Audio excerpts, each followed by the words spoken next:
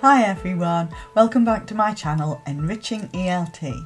Today we're diving into two key concepts in language learning which are particularly important for EAL learners, BICS and CALP.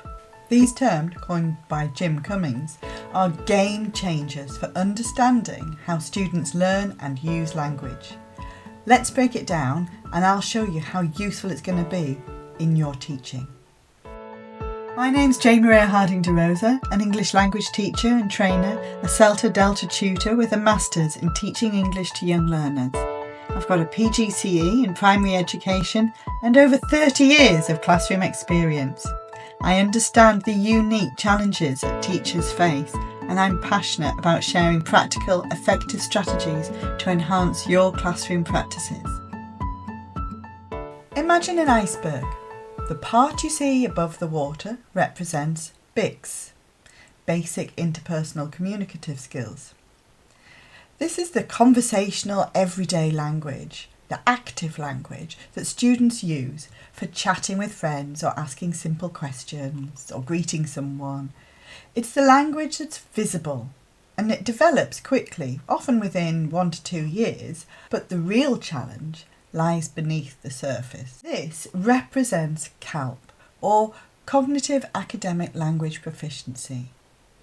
CALP is the language students need to succeed in academic contexts, like understanding subject-specific vocabulary, following complex instructions, or explaining abstract ideas.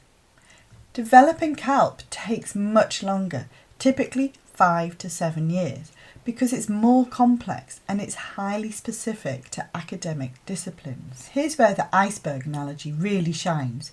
A student might seem fluent in everyday English because their BICS is strong, but they could still struggle to grasp academic content, and that's because their CALP, their ability to navigate subject-specific academic language, is still developing. That what we see above the water doesn't tell the whole story. So how do we help our learners move from BICS to CALP? One of the most effective strategies is to leverage their conversational skills to introduce academic concepts. Here's how. First, we need to bridge the gap with familiar language. So start with what they know.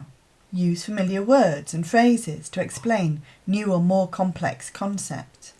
For example, if you're introducing a scientific term like evaporation, start by talking about everyday experiences, like water disappearing from a puddle.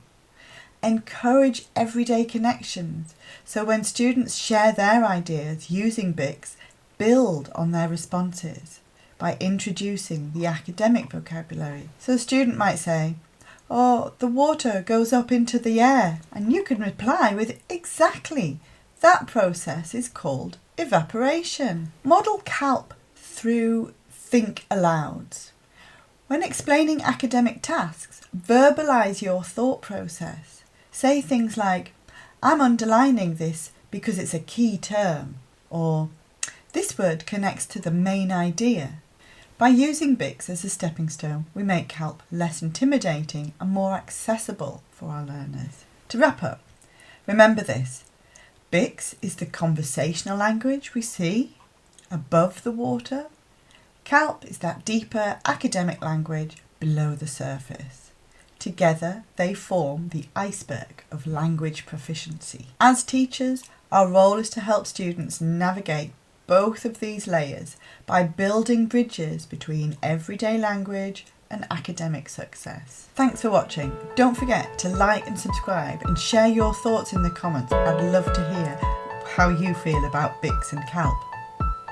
I'll see you next time. I'll be sharing more ideas that you can implement straight into your teaching.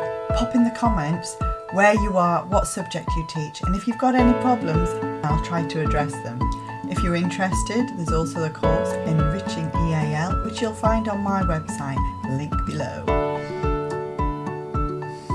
Bye!